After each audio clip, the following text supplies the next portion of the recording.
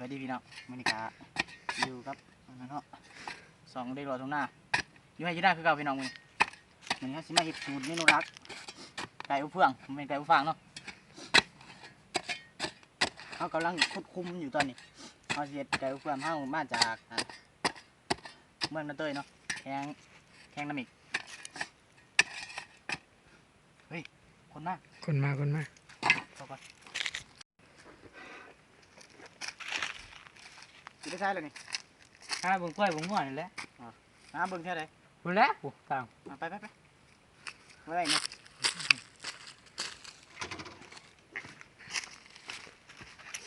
ต่อเลยเนาะ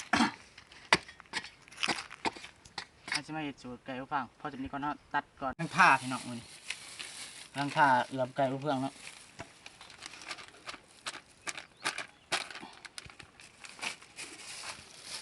เนาะสูตรไก่อบเฟืองพี่น้องท่าแน่นี่บุ้ย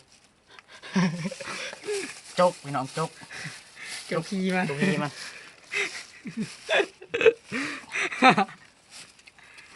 อะไรเนี่ยเห็ดไก่อบเฟืองมือนี่บ่เลยมาขามาใส่อะไรนี่ใส่นั่นนี่บุ้ยโจกขี้มันเนี่ยขาม้ามือนี่หลักม้าหมูนางมาหัวขานั่นตอกได้หมัดมันนี่กูตอกเทียงเอาเฟืองกันเลยขาม้าได้มือนี่พี่น้องจักจะเป็นจักบ่อได้เลยบุเคยเห็นจักเถื่อมาแต่เมื่อยเนาะมาจากมันแต่เตะบ้านเตะกีฬาสอบกีฬายิงกีฬามือนี่กันใกล้ไม่ขาไว้ถือเลยยิงกีฬากับโอ้สนะเข้าสับน้ำมิกกับมันปงน้ำมิกสนะมอต้นน้ำมิกสนะ3-2บริคิมุนี่แล้วเนาะเรื่องบริษัทแล้วก็จกฮีมันนี่เนาะคนทำข้างในมันเลยกูว่าพ่อเลยไปตัดไปตอนนั้นพี่น้องตอนชบพี่น้องปาติโถเธอคืออะไรเนี่ยเดี๋ยวเขาสิมาตีมันบ่มาจะเลยมาตีกันมาตีเดี๋ยวเอามึงมัดถ้าถูกให้ลบในใครตีถ้าเบิ่งผลงานมันจะเป็นยังไง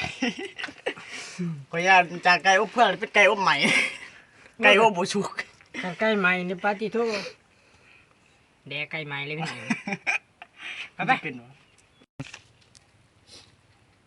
ให้ขักเลยตัวเอาดินมาถม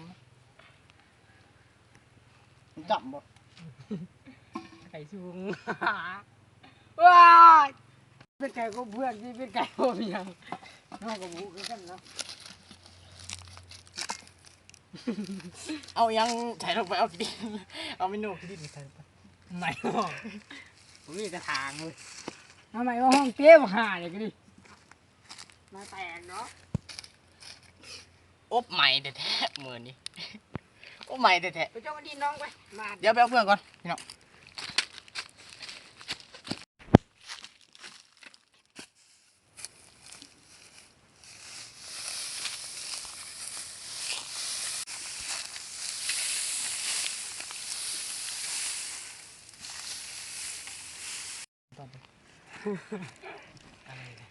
ไอ้ต้มอัดกับเครื่องไอ้หัว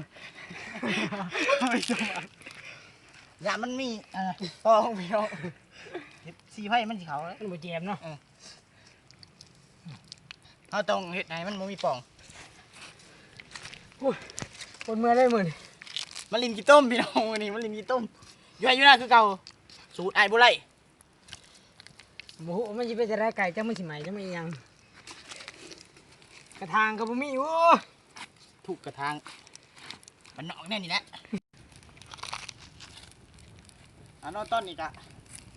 เขากำลังอันนั้นเนาะเก็บใจอบเพื่องอยู่โอ้ทางน้ำมันปุ๊บไปแค่รถทุกคนเอาคนนี้เนาะ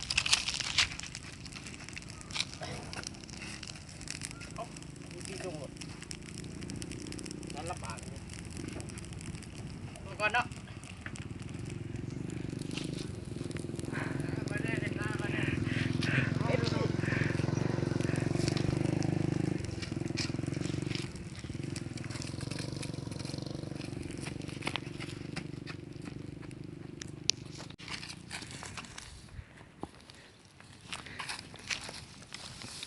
ในบักเชียกแป๊บเพื่องนะ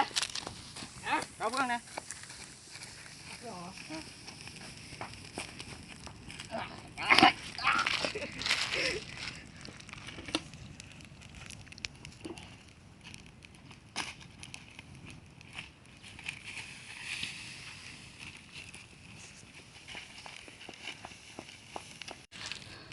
เราต้องไปนอนทา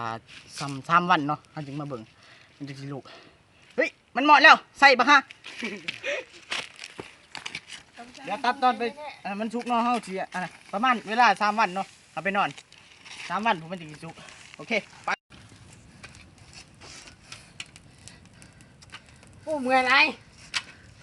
เป็นตะตะ กินอะไรกินอยู่บนแนวเนี่ยหอนที่ใต้เลยสิเพื่อแล้วไก่ไม่ได้เขาลงบ้านเลยนะหอนไล่พี่น้องเลยโอ้ยอุ้ยสำหรับคลิปนี้ฝากทั้งไอจีด้วยแหละไอชูนเด้อพ่อก่อนมาในห้องมันหลุดแล้วกันเถอะ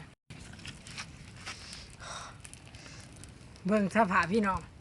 เมื่อยแห้งเพื่อจะได้กินไก่ มือที่1เนาะมือนี้ กำลังจะเข้ามือที่2แต่เว้นมันตกแต่ตอนนี้พวกเฮาเฮ็ดนะไก่อบเฟืองบ่ทันสำเร็จเนาะเฮาพัดกันไว้ว่า3 มื้อมันสุกอีหลีเด้ อบหมาคอยอบหมาผมม้อนให้อบเพื่อง อบไก่ อบหมา เฮ้ยมันมาเฮ้ยหมอตัวกันอีโอเคเดี๋ยวไปตัดเป็นมือที่2เป็นมือที่2แล้วเนาะเสียงก็เริ่มบ่อยากออกปานใดคนก็เริ่มสิตายแล้ว ไม่ คัน ต้มกินดีกว่าเด้ออย่าไปเฮ็ด อย่าเฮ็ดจูนี่เท่า บ่เป็น ต้ ตา ต้มกินดีกว่า ใช้เวลา3 มื้อเบิ่งเอา FC โอเคไปมือที่3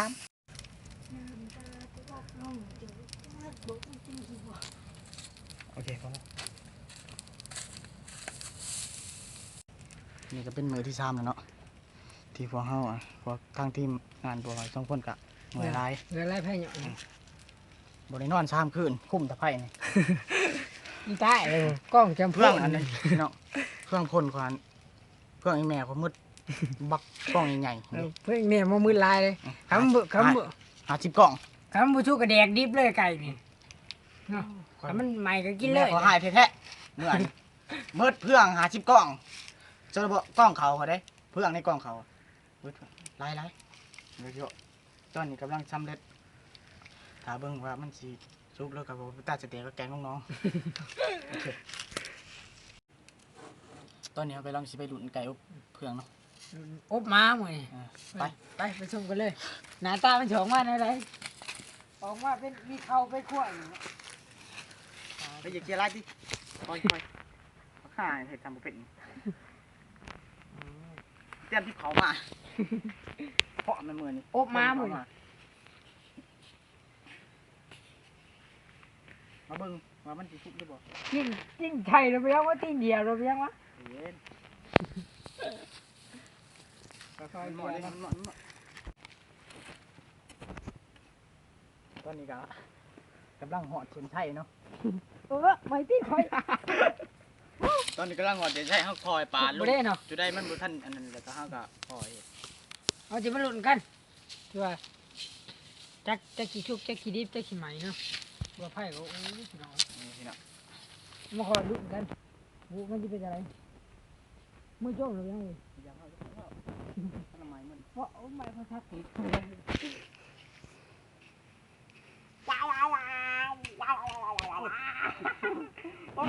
ยี่เนียน ปัดมันจุ่มนี่ ๆช้าไปจ้องมาเนาะ มากระสอบเชื่อน้อยมันกระสอบใหม่เลย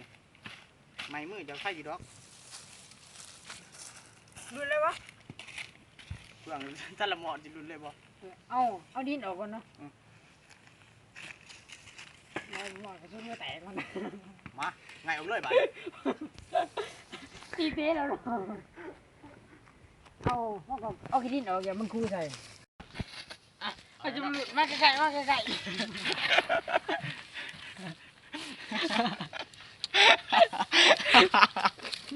รุนเลยเพื่อน 1 2 3แอคชั่นงาน โอ้ โอ้อะไรเนี่ย เรื่องเล โอ้ ย พระเจ้าโอ้โห บ่น่าเชื่อ เรื่องจนใหม่เว้ย ไก่ห้องผู้ดีบ่น่าเชื่อเลยพี่น้อง เรื่อง จะเราให้ไปกินกันพ่อเจ้าหน่อยก่อน จะกินขนาดไหน น่ากินอันนี้ ไก่อบเครื่องนี่ ทุกบ่น่าเชื่อเลยว่ะจีนมัน ทุกยังไง ว่ะจีนมันเปื่อยแบบมันละลายเบิ่งนี่เบิ่งนี่แบบมันเปื่อยมันละลายแบบชุกมัน ช่ว เนาะ ยใช้ได้เป็น นี่แบบที่มันแล้วมัน โอเคเราจะเริ่มกินเลยเนาะ เริ่มกินเลย เฮ้ย คนมา คนมาแป๊บพี่น้องมันมาหายังเว้ย หมูคือกันเด้อบางช่วงใช้มันบะเลยโอเคยังเลย กินไก่อบเครื่องนั่นนี่ กินน้ำดิ โอ้หาคือเอาขากเลยมาสามากินมากันแล้ว มากินกินแล้วอยากเลย มา วันนี้กินข้าวมา2-3 วันเลยเป็นเดือนหมดนะ กินน้ำกันก็ได้ป่ะไปสแต็กเดี๋ยวพี่น้องมาเด้อ ให้กินข้าวเขา ไก่อบเครื่องมึงนี่ ไก่เพื่อนเขาเหนียวโอ้ไก่เพื่อนก็ เพื่อจะได้กิน3 มื้อ3 คืนก็ไม่ได้นอน ตำมือ จีนมันละลายได้เนาะมันหนุ่มมาเลยจีนมา เป็นตาแดกเนาะเนาะเอฟซี ขาก่อน ครับ ฝากทุกคนให้กินเลยสำหรับกิน มีแห้งซุน มีแห้งว่ากินมีแห้งว่าปีกเลยเลิกประเภทใดพี่น้องฮะย้ำมันน่ากินงานนึง ก็หายเลยนังเลย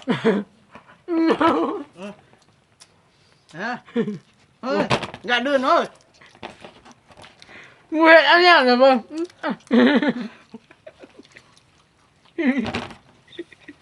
แถบไรมา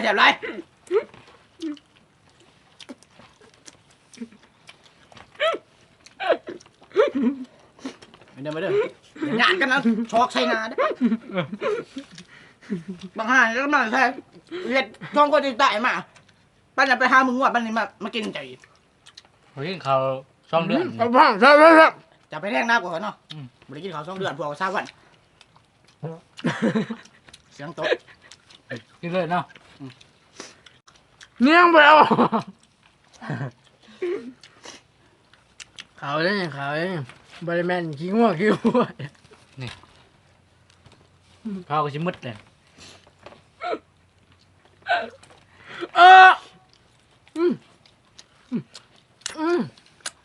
เจ็บจะขอเรียกมึง ตายยังเป็นโต๊ะงอกกินนะงอกข้างบนนะ เบิ่งตาแตง อุ้ยจีนแล้วมันจุก นี่ นะ สิ จีนมันนุ่มมันจุกจังหนอกจังไหน นุ่มแล้วข้าวก็มืดเลยนี่ กรอบนอกไปนุ่มตะขาง เนาะ คุณพระช่วย เนาะ จีนชันมันโอ้จำจีนชันมาจำจีนชันมูน อีนดูได้1 เดือนอีกคลิปเนี่ย เหลืองตีนข่อยมอย บ้า ในมือยังมันหยาดในหมูอยู่ขอกินแง่พวกมันก็อยู่ ไก่กูได้มา ไก่มึงคอยแน่บัวทัน เพียงนั้นสิวะ กูอะไรสิบัวทันไก่มึงอะไรกูบัวทันเนาะ ยังเว้ย ยังเลยยัง ให้กูในน้ำเว้ย ให้กูในน้ำ ไก่กูได้ ไก่กูได้กูบ้าเอายาเลย ไก่เจ้ายังจะไปเมืองหัวจะเป็นไก่จ้ะเอาเว้ย มันเนาะ เขาก็ มืดเลยเนาะ เบิดละทางไล่ทางไล่ หายโอ้เฮ้ยยังเลย เฮ็ดยังไงอันเนี้ยฮะเฮ็ดยังไงเฮ็ดยังไงเนี่ยคนบ้านเนาะคนบ้านเนาะเจ้าเอาตีนตัวนี้เนาะ เอาต้องกินเหรอ เอาตีนเนาะมาจอนเอาตัวนี้เนาะ ฮะจะคืออะไร เบิ่งกูจะปั้นให้มึงจะพาก่อน โอ้ย เบิ่งตัวนี้กูเอาเด้อไปก่อนเด้อพี่น้อง บักฮาวมึง เฮ้ยยังเลย ไปก่อนเด้อเอามา ทำมานะ บ่นะ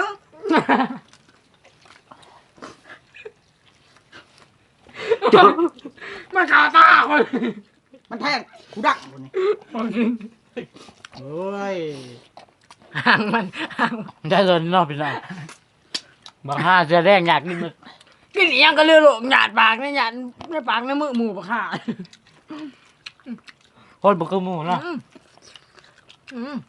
ผมบอกผมอยากจะกว้างผมบ่เที่ยงตัวนี้ใกล้ขอนพ่อได้กิบบังฮะ กินอะเบิ่งหมูเด้อตักปากกันเราทั้งมืออยู่ พ่อได้กิบ พ่อไปตาย บางทีกูที่เต็มพ่อทำนี่เพื่อนเนาะอีหยัง ใช้ได้ตับไก่ทำคามึงตับไก่กินแต่ต้นเพลนพี่กินกำเสียวคอยอันนี้เดี๋ยวมาเฉยๆ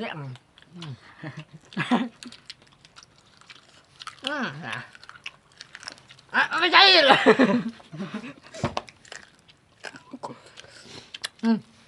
ตูนนะพี่น้องแปลกกีตอนตัวนี้ ตูด ไม่น่ากี้เจ็บบ่ ไอ้กี้ไอ้ชุนเนาะ ไก่เพื่อน เฮ้ยว่าโอ้เบิ่งกูเบิ่งคนเช่าพี่น้องเช่าคอยเมื่อยแล้วน้ำพวกพี่บ้านี่